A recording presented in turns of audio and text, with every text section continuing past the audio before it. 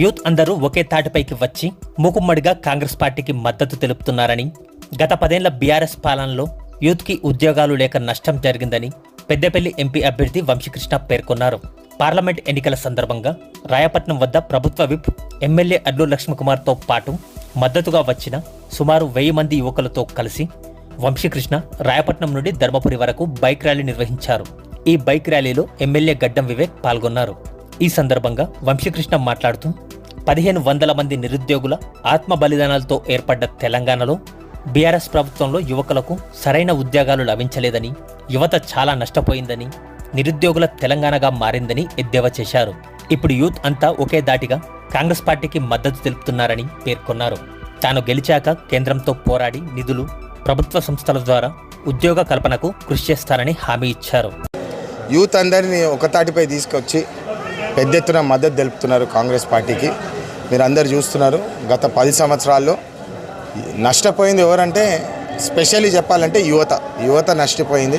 ఎందుకంటే ఇంటింటికి ఒక ఉద్యోగం వస్తుందని చెప్పి మీరందరికీ తెలుసు. 1500 మంది ప్రాణ బలిదానాల మీద కూర్చేసుకొని కూర్చున్నారు అప్పుడు కేసీఆర్ సారు.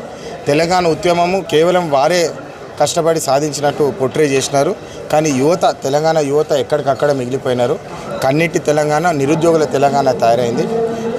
దీనికి జవాబు ఏంటంటే కాంగ్రెస్ పార్టీనే మార్చే సిచ్యువేషన్ ఉంటుంది. ఎందుకంటే గత 10 సంవత్సరాలు లంచాలు తీసుకొని, నిరుద్యోగుల దగ్గర లంచాలు తీసుకొని ఆత్మహత్యల కారణమైనారు టీఆర్ఎస్ పార్టీ.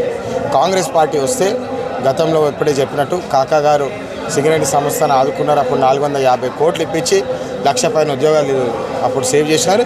ఇప్పుడు కూడా మళ్ళీ సింగరేణి సంస్థ కష్టాలు ఉన్నది. నాకు మీరు అందరూ ఆశీర్వాదం ఇస్తే కష్టపడి నేను నా రుణం తీర్చుకుంటా.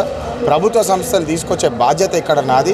కేంద్రం నుంచి కొట్లాడి నిధులు తీసుకొచ్చే బాధ్యత నాది. నేను కూడా ఒక యువకుడినే. యువకుడికి ఆర్థికంగా, మానసికంగా ఎన్ని కష్టాలు వస్తాయి ఉద్యోగం లేకపోతే నాకు తెలుసు.